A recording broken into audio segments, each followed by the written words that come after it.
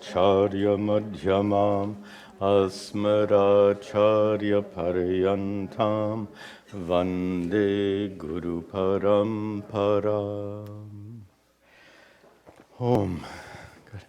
Be seated, please.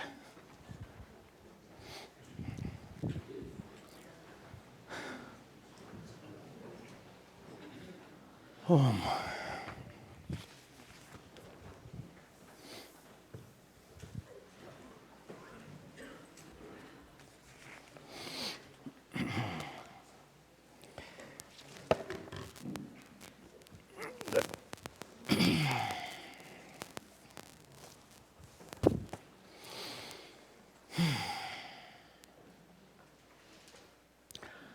Om Sahana Vavatu Sahano Bhunaktu Sahavidyan Karavavahai Tejasvinavadhitamastu Madvidvisha Vahai.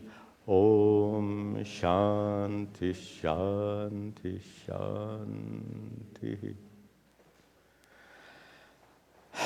Om. Very good. Welcome back. Welcome also to the many students regularly attending these classes online. We continue our study of Chapter 18. We just began last week. Chapter 18 is famous for its inclusion of the Bhikshu Gita, which is, actually it's not the whole of the chapter. At the end of the chapter, or towards the end, or middle of the chapter, we'll come to the Bhikshu Gita, perhaps in several more classes. It's literally the song of the bhikshu, the song of the sannyasi. Before he was a sannyasi, he was a brahmana who lived in Avanti, modern Ujjain, and he was a miserly and obnoxious brahmana, as we saw in last week's class. And he had, because he was miserly, he accumulated a great amount of money, but he never spent that money on himself or on others. The value of money is only realized this is just to summarize the whole of the last class. Money has no value if you don't spend it. You can spend it either on yourself, kama, to go back to our four purusharthas. So the four purusharthas, let's return here. Dharma, artha, kama, moksha, the four main goals of life. Dharma, meaning accumulation of religious merit to go to heaven. Artha, accumulation of wealth. Kama, enjoyment of pleasure, and moksha, liberation, which is not our topic right here. So what we discussed at some length in the prior class is the value of artha, wealth, is kama and dharma. This is I've never seen this anywhere else. The value is said so clearly. The value of artha, wealth, is it helps you fulfill the goals of kama and dharma. Kama, pleasure, obviously when you spend money on things that you want and enjoy, that money is spent on kama. Of course, if you don't spend it, no kama. And that was the story of our brahmana. And then, in addition to spending money on yourself, if you have some left over, as I think you all do, you should spend it on others. You should use your money for some charitable purpose, some social uplift, and that is dharma. By the way, how did temples, just an interesting observation. 30 years ago, there were about this many temples in this country. Today, there are thousands. The average cost of building a temple is certainly over $1 million. So look at this. The Hindu community has invested not millions, billions with a B into building temples and other religious structures in this country. This is that charity. This is money spent not for kama, but for dharma. So this miserly brahmana, however, spent money neither on kama nor on dharma, temple building, etc. Then what happened to his money? I think let's return to the last verse we saw. We've already seen this verse 12, but we'll chant it again because it really sets the stage for today's class. Sahevam dravine nashte, sahevam dravine nashte, dharma kama vivarjitaha, dharma kama vivarjitaha, upekshitascha swajanaish, upekshitascha swajanaish, chintam hapaduratyayam, chintam hapaduratyayam. So what happened to his money? Saha evam dravine nashte. All of his money got lost. And we saw that in some detail in the last few verses. He said that some of his money was taken by his relatives. Some of his money went away by chance. Some of his money was taken by thieves. And some of it was taken by the tax collector. All of that was discussed in the prior. So he lost all of his wealth, but then dharma karma vivarjitaha, and I'm going quickly because we saw this in the last class. Now he is vivarjitaha, he is without dharma and kama. Remember, that wealth was used to buy, metaphorically speaking, that artha was used to buy kama and dharma. But now it's gone. No artha means no kama and no dharma. So he is now dharma, kama, vivarjitaha. He has no money to spend on his own enjoyment. He has no money to spend on accumulating religious merit for the next life, dharma. And further, he is upekshitaha. He is ignored swajanaihi by his own family. Family threw him out. What an obnoxious fellow. They didn't want to have anything to do with him. And as a result, in the middle of the last line, apa, he fell into chintam. Literally worries, but much more than worries. He fell into deep depression. He fell into that hole of depression, which is duratyayam, a hole that you can't climb out of. Duratyaya means hard to cross. In this metaphor, he fell into a hole of depression that was so deep there was no chance of climbing out of that hole of depression. So, having set the stage, we can now see how the story continues. And this is just a delightful story. I'll mention that these are selected chapters. And at first I wasn't sure whether or not to select this chapter, because generally the Puranas, this is of course a part of the Bhagavata Purana, most stories go on and on and on and on and on, and then they go on some more. Sorry. But this is the style of storytelling in these scriptures. And so I almost chose to neglect this chapter, but the message was so wonderful, I couldn't omit this story. But because the story did go on and on and on, my approach was then to abbreviate the chapter. So we're studying this chapter in an abbreviated form so we can make our way through the long story and get the message, wonderful message. So text continues. Tasyaiv, and remember this is Sri Krishna describing the life of this Brahmana to Uddhava. That's the context.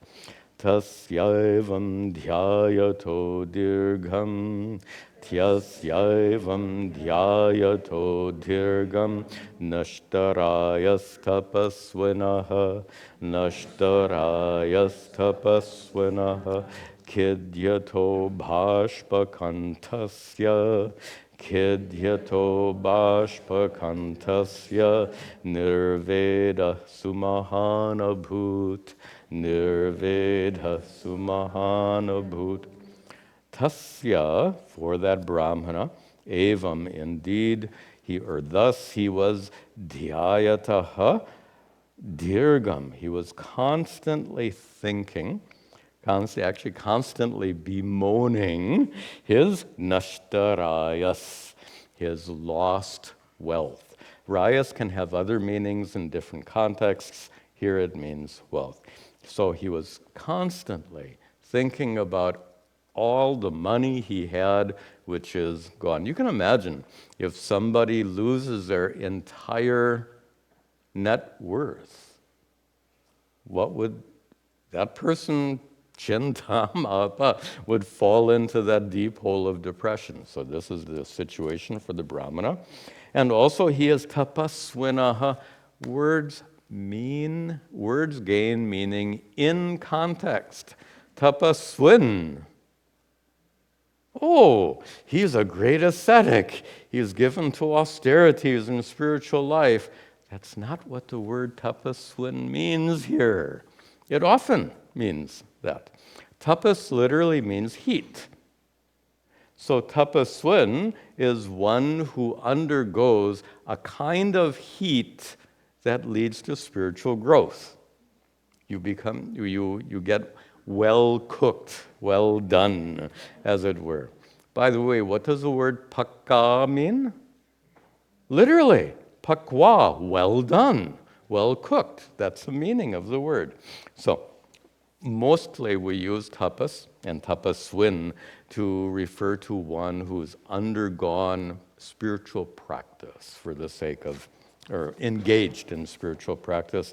But here, tapas doesn't mean the heat of generated by spiritual practice. It means the heat generated by suffering. Tapas here, heat. When you, especially in India, when you're out there in April, how does it feel when the temperature hits 50 degrees C? It's miserable. So here, tapas means the suffering due to heat. So tapaswin here means the one who is suffering. Not that he's a great tapaswi, a great spiritual aspirant. He is suffering. And further, kidyate. He is lamenting. He's crying. In fact, not just figuratively crying, he's literally crying. Bhashpa means tears. So these tears are running down his face. Bhashpa kantasya, these tears are going down his throat. He's choked with tears, as they say. And now comes an interesting part. And nirvedam sumahan abhut. He became sumahan nirvedaha. Sumahan extremely, nirvedaha detached. He gained extreme detachment, extreme vairagya. So he became completely detached from the world. He was so depressed, he was so sunk into that deep hole. By the way, who dug that hole? It's not that somebody else dug the hole and he fell into it.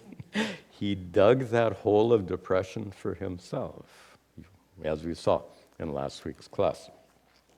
So from the depths of that hole of depression, he just gave up in misery, and he thought this life is meaningless, and he became totally detached to this.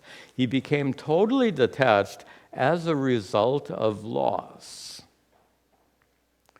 To be detached as a result of a great tragedy or a great loss is one of two major kinds of vairagya. The two main kinds of vairagya are shmashana vairagya and viveka janya vairagya. Shmashana vairagya, shmashana is the cremation grounds. And it refers to a kind of vairagya you feel when you've lost a loved one. When you lose a loved one, you feel like life is so transient, so temporary, so meaningless. When the day after we've all been there, right? The day after you lost your loved one, you wake up in the morning, and how do you feel? You lay there in bed. What's the point? Right? That's how it feels. But notice that's how it feels for several days or weeks or maybe several months, because gradually you come out of that grieving process. There's a process of healing, and eventually you're kind of back on track. And that kind of vairagya that's born of a great loss, a great tragedy, shamashana vairagya, is characterized by the two things. One I've already described. It's the result of a great loss. And secondly, it's temporary, which means eventually you go back into worldly things. And remember the larger context here that we should recognize before we go on is that vairagya is crucial for spiritual life. As long as you are running around chasing after all the goodies in the world, and there are a lot of goodies in the world, as long as you're busy chasing after all those goodies, what happens to spiritual growth? Most people say, oh, I'll do that when I'm old. Problem is, when you're old enough, you can't see, you can't hear, your body hurts so much you can't get out of bed. What happens to your spiritual life? You wait until you're old, and when you're old, you're useless. It's a bad strategy. But I'm just, what do they say? Saying it as it is. That's just what it is. So anyway, the problem with the shamashana vairagya is that it's temporary, and you may feel inclined towards spiritual growth. This happens to people. Immediately after a loss, they suddenly start reading Bhagavad Gita again. The Gita has been on the shelf for the last 5 years. But after the loved one dies, that Gita comes off the shelf. Which is great, which is wonderful. The Gita is meant to give you that support at times of loss. The problem is, as soon as you get over the process of grieving, the Gita goes back on the shelf, and you'll take it off the shelf. You tell yourself, oh, when I'm old, I'll take it. As we said before. This is the problem of the shamashana vairagya, which is what the Brahmana has. It is an inferior form of vairagya. A superior, more mature form of vairagya is the other term I gave, viveka-janya vairagya. Viveka-janya, born of viveka, discernment. When you discern the limitations of all those worldly goodies. So you run around chasing after worldly goodies. Have you found anything yet that makes you perfectly content and peaceful? You've been chasing around for how long now? And you still haven't found that particular thing which gives you perfect peace and contentment. You haven't found it. If you haven't found it by now, just very simple reasoning. If you haven't found it by now, what are the chances of your finding it in the next 10 years? Pretty obvious, right? If you haven't found perfect peace and contentment through your worldly pursuits by now, there's no hope that you're going to find it in the coming years and decades. Recognizing this truth, viveka. recognizing that the perfect peace and contentment can only be found through a spiritual path, a spiritual pursuit, not through worldly pursuits, but through a spiritual pursuit. That is viveka, and the vairagya, the dispassion born of that discernment, is the mature form of vairagya, viveka janya vairagya. Shmashana vairagya will not lead to enlightenment. It goes away too quickly. This viveka janya vairagya can, and often does, lead to enlightenment. Now, before we set these two aside, here's one more observation. There is a connection between the two. Sometimes. Suppose someone loses a loved one and starts attending classes here at Arsha Bodha Center. That's not an uncommon scenario. Instead of picking up the Bhagavad Gita, they choose to come here or start watching these classes online. So they have some vairagya born of their loss, their grieving. That vairagya is enough to lead them here to attend classes. Now, that vairagya is going to eventually fade away, but not immediately. So in the meanwhile, for at least several weeks, the person is attending classes here. Suppose in the classes, this person begins to understand that what I just said, worldly pursuits, if you haven't found perfect peace and contentment by now, you're not going to, through worldly pursuits, you're not going to find it in the next decade. So suppose the person is attending classes, hears this particular teaching, and gets it. Guess what? Shmashana vairagya gets converted into the more mature vairagya, viveka janma vairagya. That happens a lot, and that's wonderful. It's kind of unfortunate when that doesn't happen. Yeah. I'm smiling as I debate, should I tell this anecdote or not? And now that I've said that, I have no choice.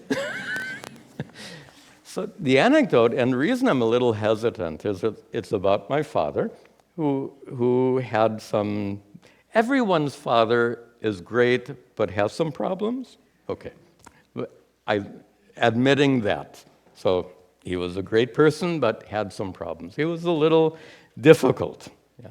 If you ask my mother, she'll tell you how difficult. Anyway, must have been in his 50s, he was diagnosed with a lung cancer, and it was a lymphoma, which fortunately was highly treatable. So I think there was a surgery followed by chemo and radiation, and he went through all that, and he was in complete remission. My mother, who is also no more, I miss them both, but my mother would comment that after my father was diagnosed with cancer, he became so nice. You see where this is going? But after a period of time, he fell back into his old ways. Now, this is not to in any way everyone has some defects, so my father had some shortcomings, and which were felt very strongly by my mother. But this story really shows how our minds work. When we are in the midst of that tragedy, we change. And when the tragedy is no more, we change back. That is the problem of Shmashana vairagya. And sadly, my father did not undergo any further transformation, so he changed back. But ideally, when you undergo tragedy,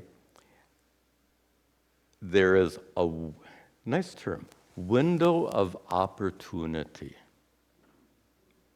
A window of opportunity in which this Shmashana Vairagya can be transformed into Viveka Janya Vairagya.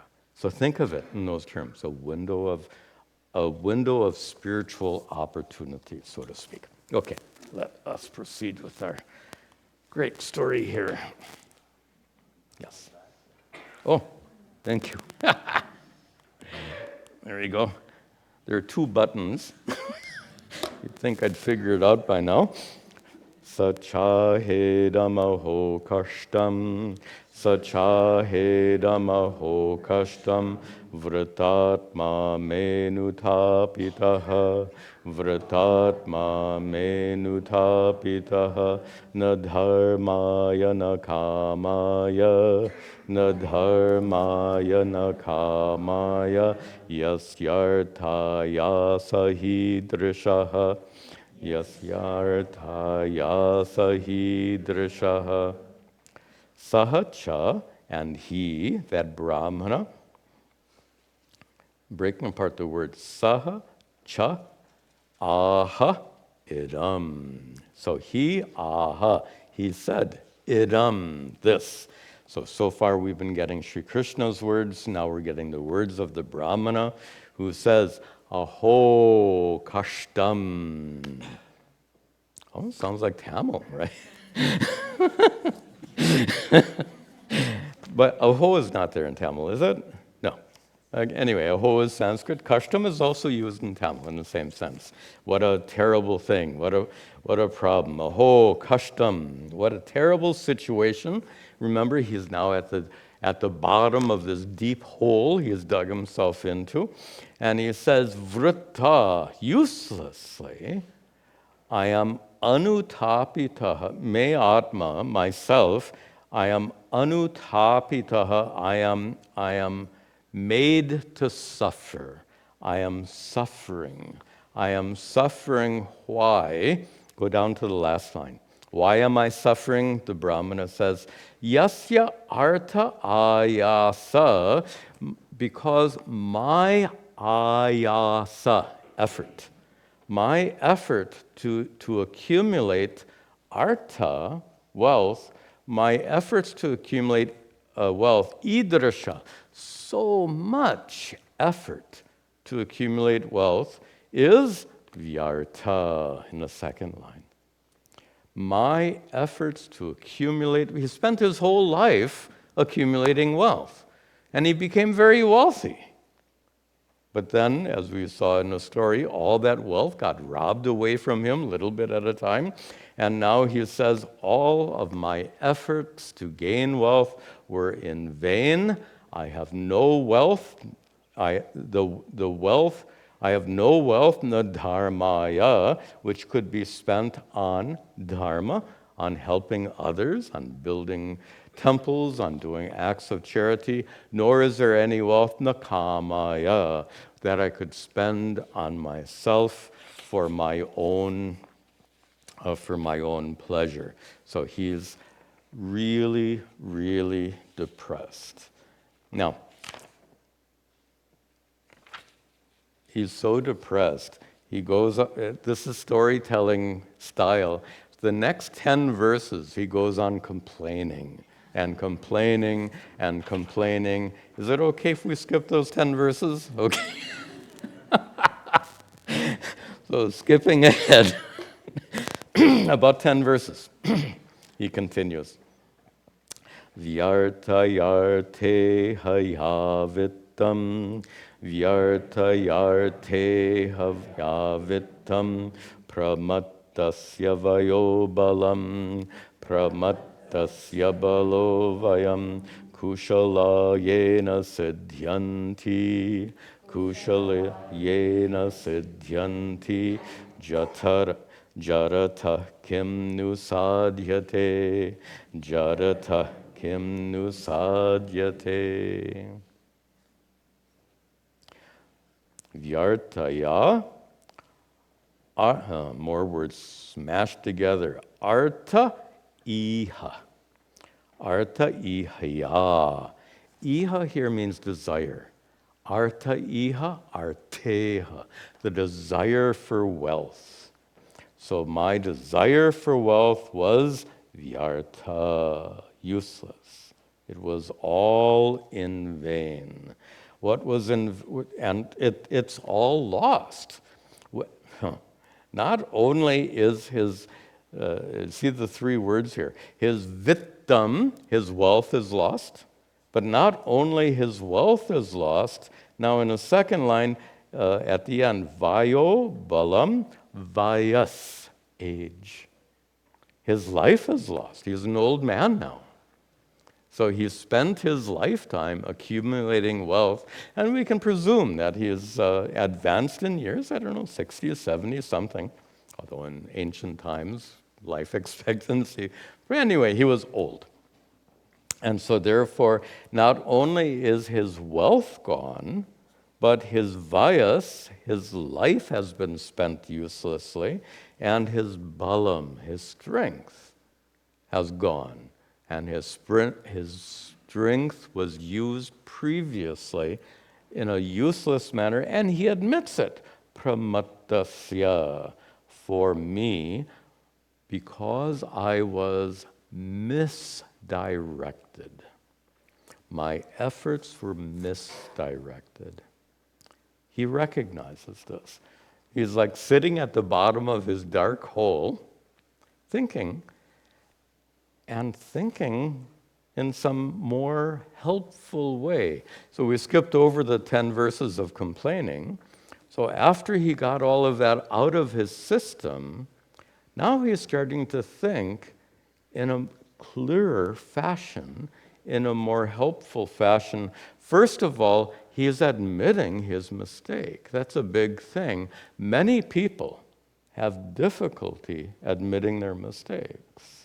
He admits his mistake, pramatta. He admits that he was misdirected in his efforts, but now that all of his wealth is gone, his life is mostly gone, his strength is rapidly going as he ages, and then he concludes in the second half, he says, siddhyanti kushala. There are other people kushala, who are kushala, who are skillful, let's say other people who have the wealth, young age, and strength. So right now, almost all of us, we have enough. We may not be in great shape, but we have enough years ahead of us. We have hopefully enough wealth, and we have enough strength to do something good with our wealth. What should we do with our wealth based on everything we've said before? What should you do with your wealth? Boy, I would make a great financial advisor. What to do with your wealth? Spend it.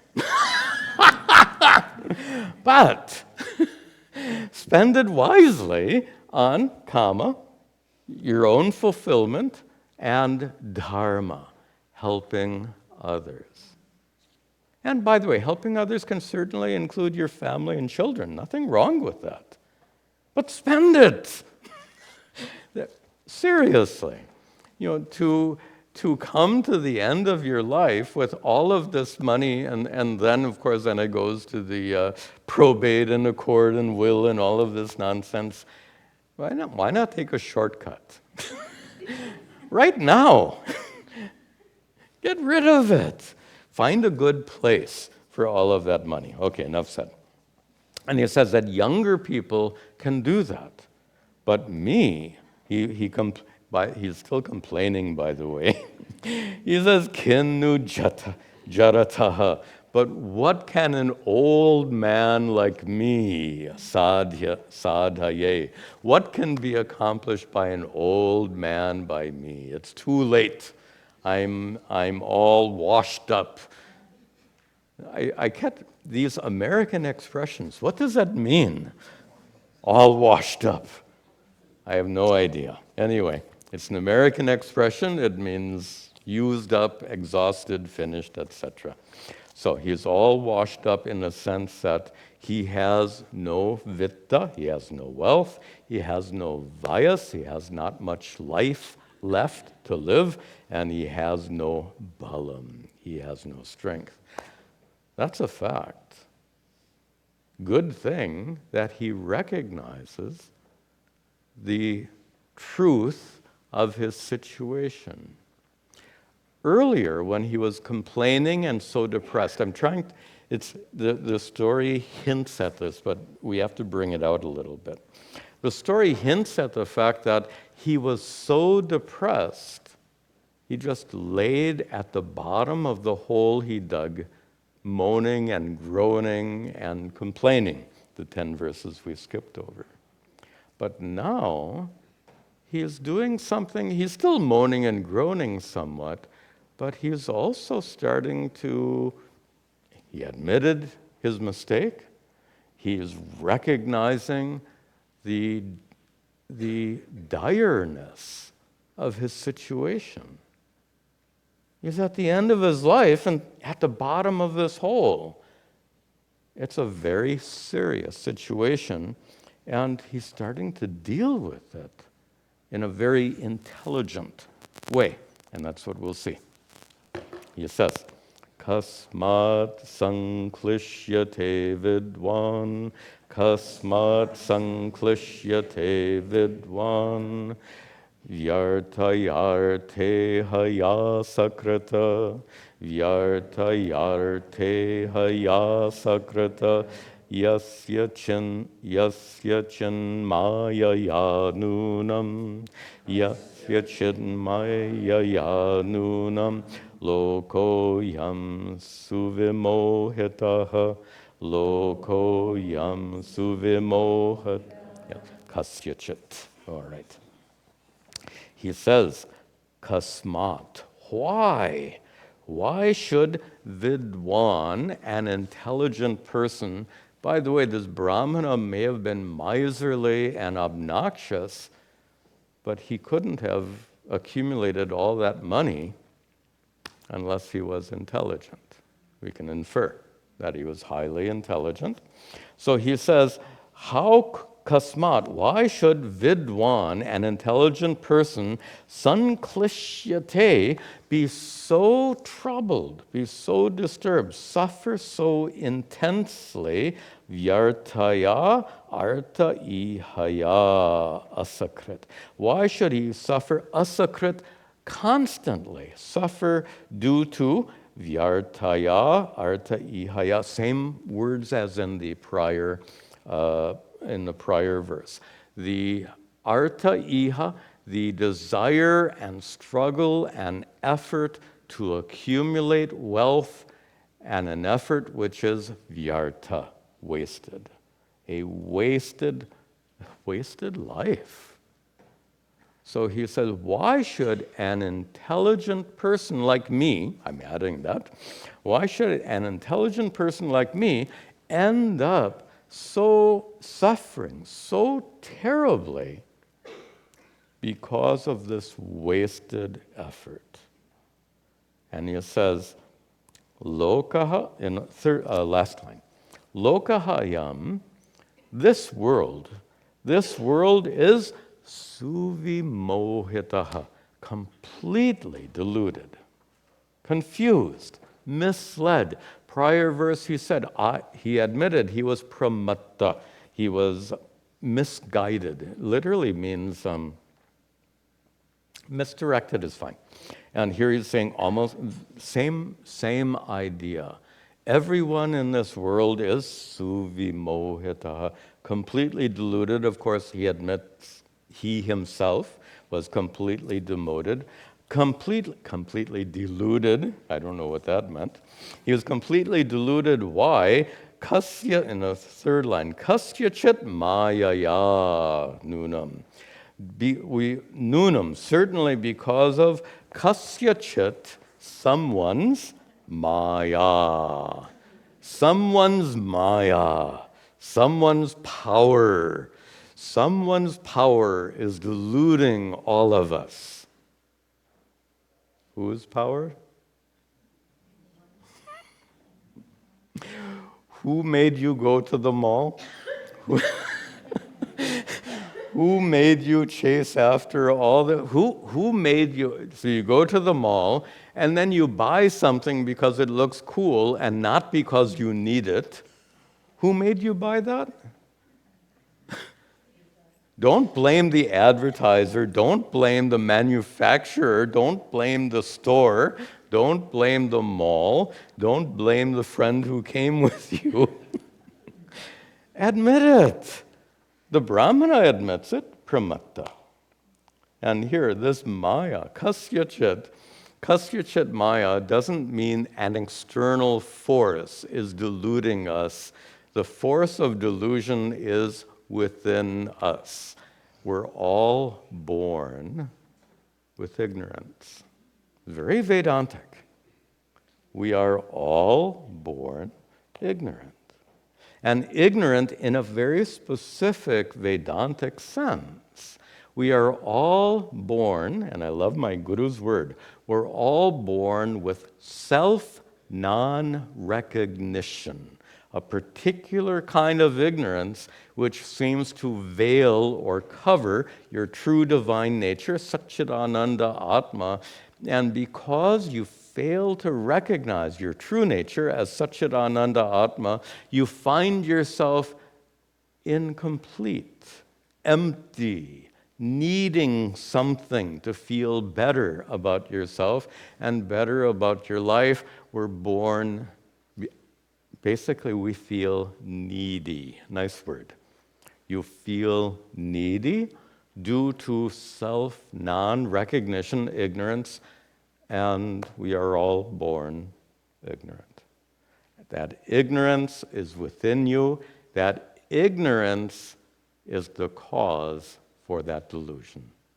Kasyachit, to whom does that ignorance belong?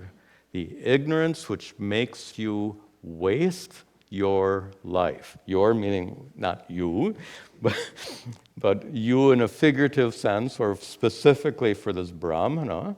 What made the Brahmana waste his life? This particular ignorance. Self-non-recognition, leading to a feeling of neediness, leading to miserliness and all the other problems he suffered. So this is the problem of Maya. Please note that it is not the case. So, a little bit of a side issue. There's a natural tendency for people to find blame out there. And politics is a great example. How many politicians will stand up and say, it's my fault? And even if they do, by the way, in Korea, the one guy did, in fact, he didn't say my fault. He just apologized. So if you watch the news, the current president of South Korea made a terrible blunder, and he didn't say, I made a terrible blunder. He only said, I'm sorry. So even he doesn't admit he makes it. What is it? He says the fault is the opposition politicians. They're to blame, not him. So his blunder. Sorry to bore you with some politics. He placed his country under this national emergency, state of emergency. You do that at a time of war. He did it because he was threatened by some politicians. And he doesn't even admit his mistake. He points the blame. Don't blame it on me. Blame it on those politicians. Now, the reason I'm making a point here is that not just politicians have this tendency to blame others. We all do. And there are so many people who use this excuse. Well, Swamiji, I live in such a materialistic society, naturally I'm going to be like this. How's that? Blame society. Don't blame me. By the way, the earlier part of that discussion is the person hasn't been to the ashram for 5 years, and he's explaining why. He hasn't been to the ashram in 5 years. It's not my fault. I live in such a materialistic society. You get the point. This Maya, this deluding force, is in each person. Ignorance. And that is the Maya here. Let's continue.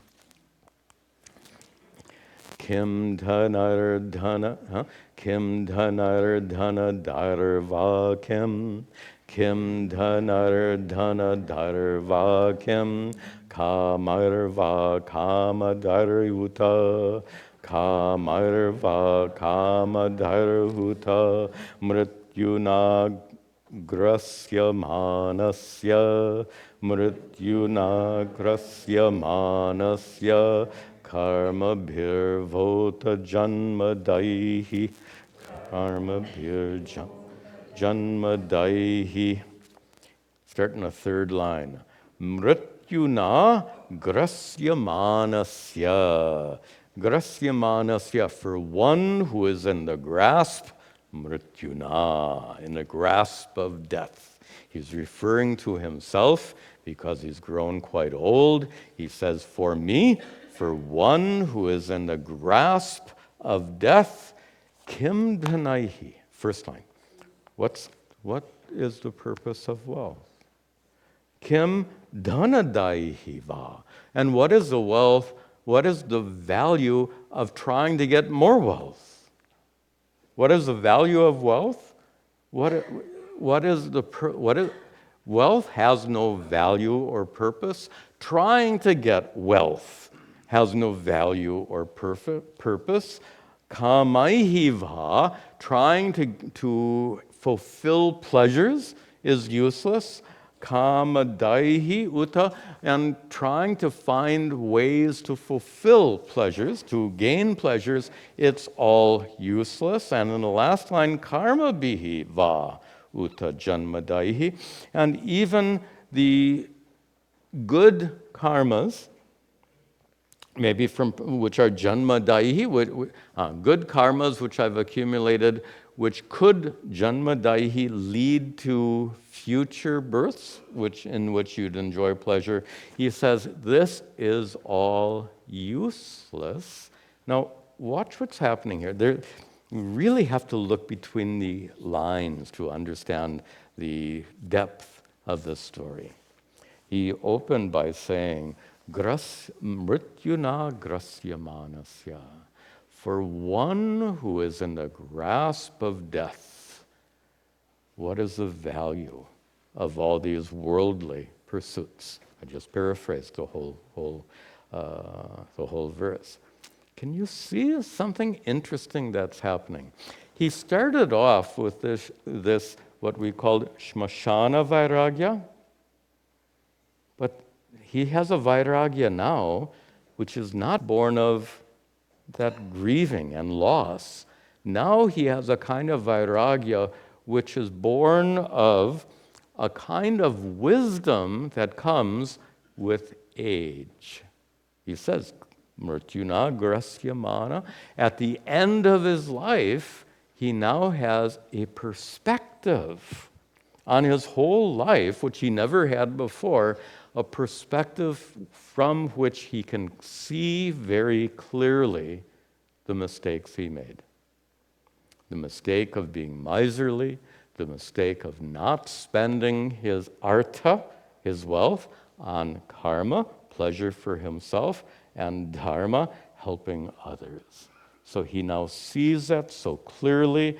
At the end of his life, he's learned a lesson.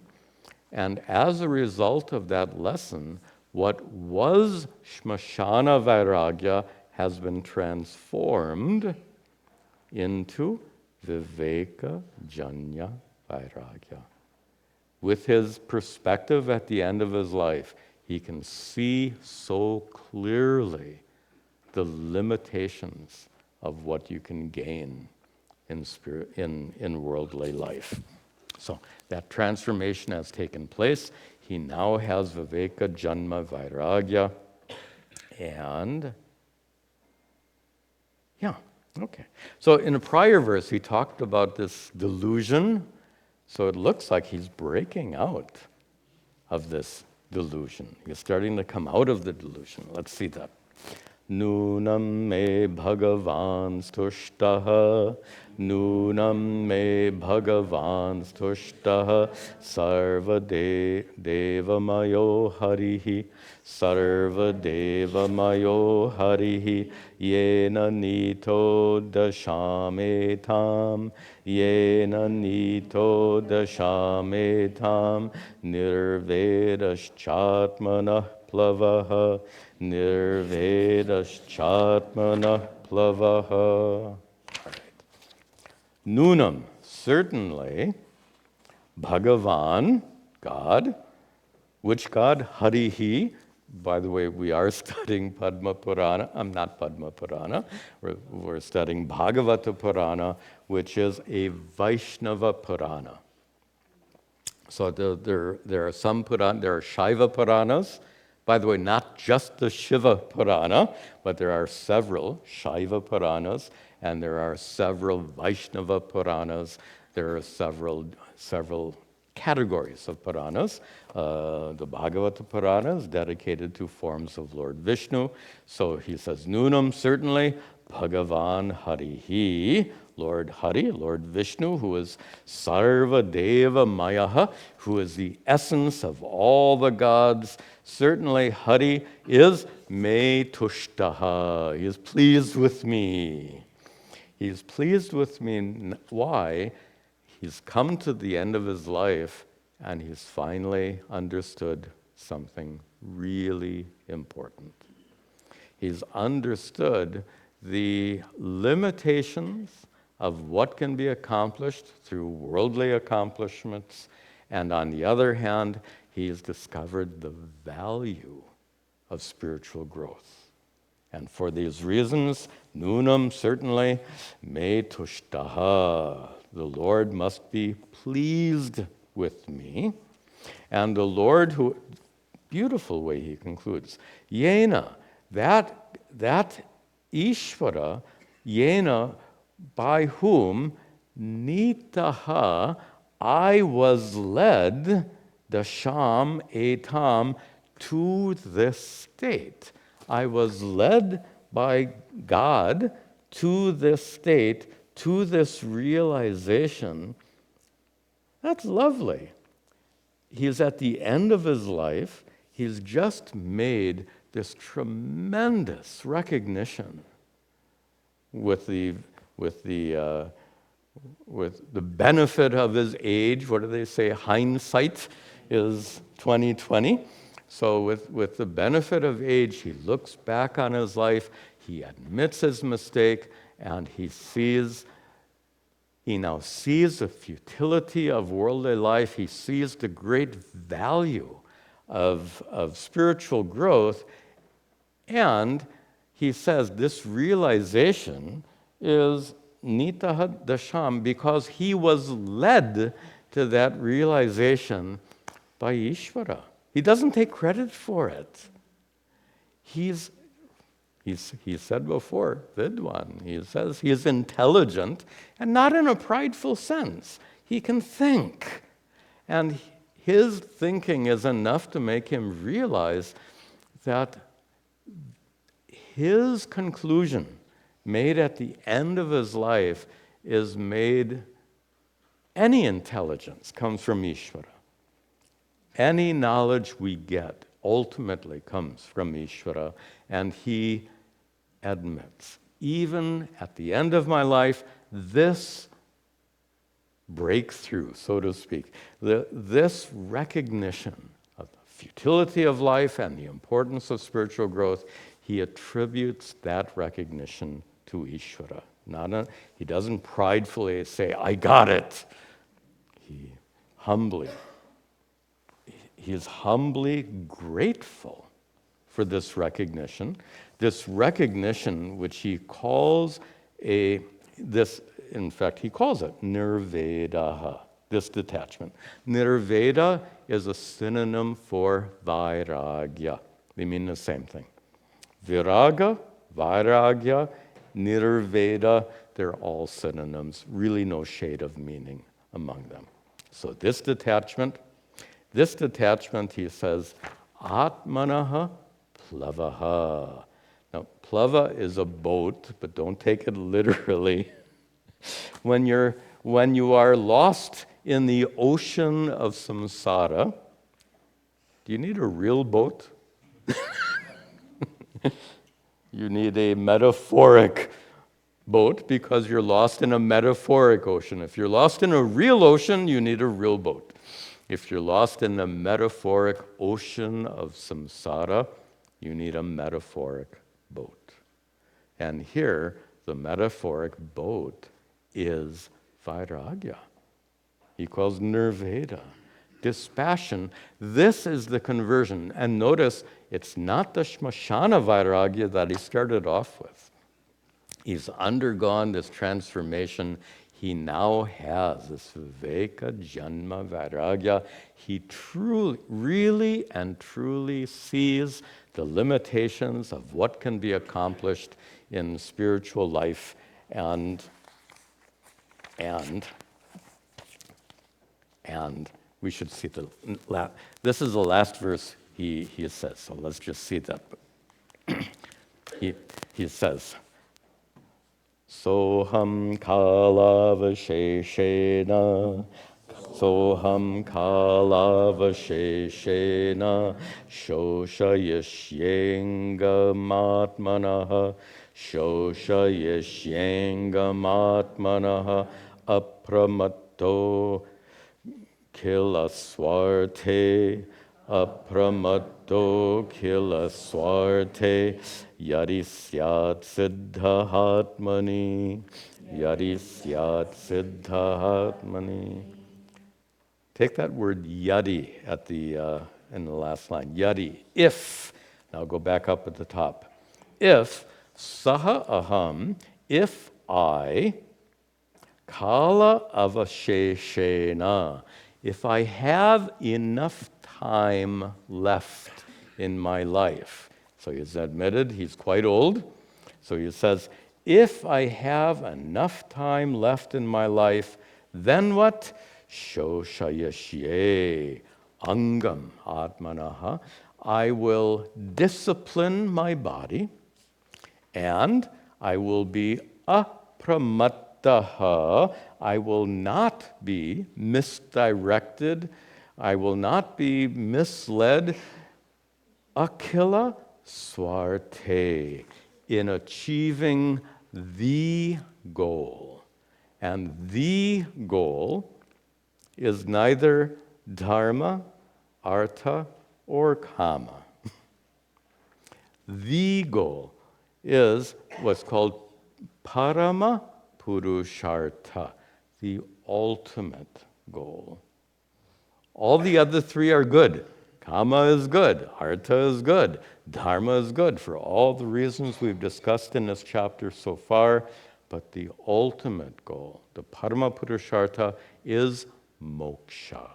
And that's what he's saying here. Akila swarte. He's referring to moksha. I will dedicate my life to gaining moksha. Syat siddha atmani. And if, going back to the first line, if I have enough time left, I will dedicate, I'll paraphrase the whole thing. If I have enough time left in my life, I will dedicate the remainder of my life to spiritual growth, and if there is enough time, I will syat siddha. I will accomplish perfection. I will find atmani in myself. I will discover moksha through a process of self-inquiry. I will go within myself, following these teachings, and I will gain moksha yadi, if there's enough time left. So it's a very poignant way. Remember, he is at the bottom of this metaphoric hole he's dug himself into. But now, instead of complaining, he's speaking with a lot of wisdom. And also, I find this ending very poignant. And this is a good place to conclude. We'll see where it goes, where the story continues in the next class. Tomorrow, Sunday, we have our Vedanta class at 10 o'clock, followed by Satsanga at 11. Come and join us. We'll conclude with our prayers.